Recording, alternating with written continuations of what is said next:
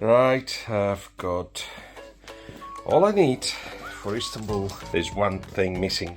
What's missing? What's that voice? Did anybody talk? I said something missing. I thought I heard what's missing from a female voice. God, it's a woman, I'm sure. But before I get the taxi that takes me to the airport, coffee. Now, how do I drink this? There's a camera in the middle.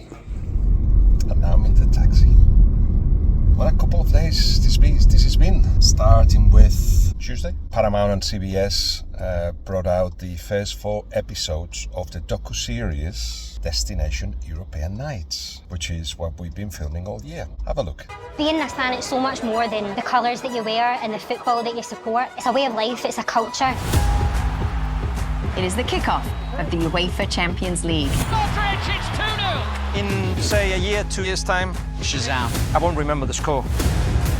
What I'll remember, it's all the wonderful people I met, places I've travelled, and the amazing electric noise that this place makes on European nights. I'm so impressed, and because I've got no memory, I don't remember any of these things that I did. So it'll be like watching them for the first time. And then Bellingham. Bellingham thought, should I go to England? Because he was wanted clearly by Liverpool. They went out of the equation for financial reasons very early on, but City wanted him. I think Pep Guardiola is in love with Bellingham or Musiala, but Musiala is not for sale. Bayern wouldn't sell him, and Bellingham would have been perfect for what he wants. But Jude decided that he was going to go to Madrid because that train, he feels, doesn't come by that often, perhaps once in your lifetime. So he's gone to Madrid knowing that at some point he could come to England. The contract is until 2029, and Real Madrid see him as a potential winner of the Ballon d'Or, a strategic signing.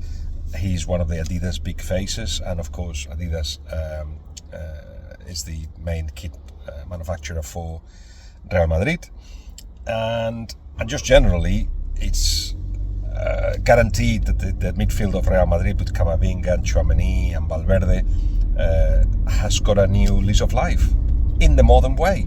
Energy and quality and goals. That's what Bellingham does as well.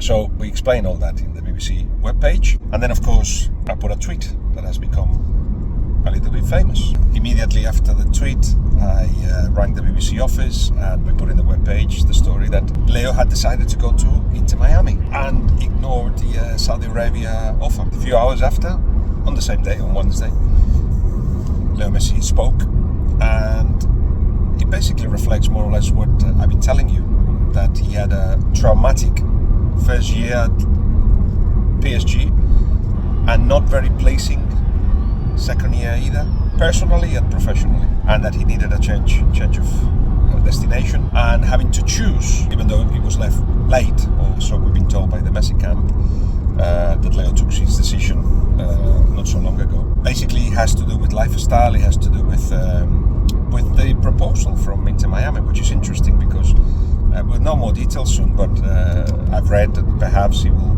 be able to have a franchise in the MLS at some point. But the thing that's for sure guaranteed is that big brands like Apple and Adidas, they've contributed to the deal. Not just financially, but you put brands together like the Messi brand and those two, and the whole thing benefits everyone. So Leo wants to have time with his family.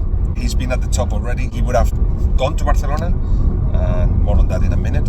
But when that became clear that was not going to happen, then he thought, I'm going to prioritize my family. He hasn't been able to take his kids to school, pick them up, that kind of thing that brings him happiness. And the place where they live in Paris is not like the one in Barcelona, or in Castelldefels, near Barcelona. And I guess in Miami, even though he's got a house there but it's rented, he will look for something similar to what he has in Barcelona. Ample, with a swimming pool, I imagine, not far from the sea maybe. In any case, something that makes the family enjoy themselves. So he's decided to put the pressure a little bit lower and enjoy his time playing in a competitive league, prepare himself for the Copa America, and then we'll see. It's not by chance that Phil Neville has been sacked recently. That can be added to the chronology of events.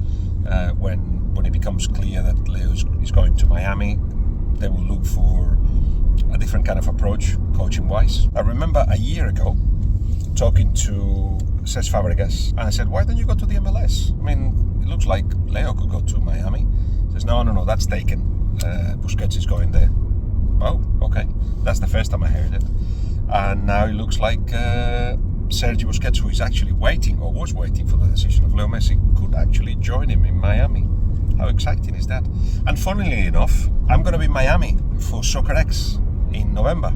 So that's, I think it's 2 or 3 days where I'll be working for them, but I'll stay for 3 or 4 more days with the intention of getting to know everybody and into Miami and maybe cross paths with some of the big guys there. Hopefully. So there'll be time for that. That's in November, as I say. I almost forgot. I mentioned that we'll talk about Barcelona. Did Barcelona want Messi? Yeah. He ido hablando con él, tengo muy buena relación y me gustaría, sí, me haría especial ilusión, ¿no? Ya, no solo como entrenador, sino como culé. Allá donde ha ido Leo le han ido bien las cosas, es un jugador espectacular, creo que nos puede ayudar en muchas cosas, muchas facetas, y me haría ilusión, sí, que viniera, pero es una decisión más suya, más personal, y entendería cualquier escenario.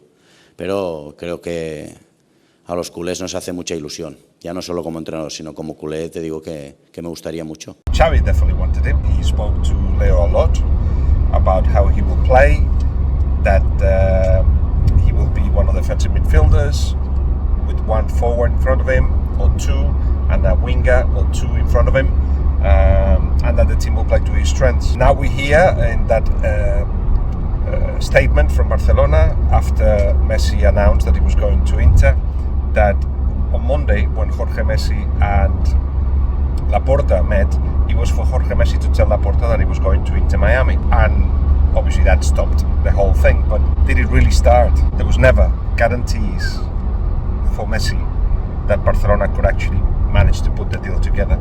Never. Barcelona will tell you that there was an offer, but there was never a formal offer. It was just message without any signature, numbers, not a formal offer. Because they didn't know until very recently what the financial situation was and the wage limit. The thing is though, and this is the worrying bit, that for the last 2 years Barcelona and the Laporta have not improved financially. They are going backwards actually. So it is in a the club is in a very difficult situation, and quite clearly that didn't help the fact that even though Leo Messi wanted to come, it was always impossible for that to happen.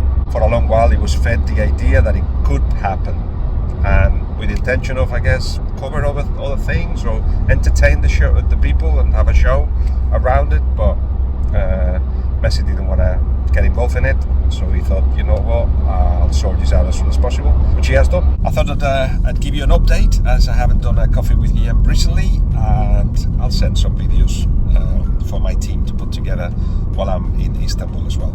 For now, see you later.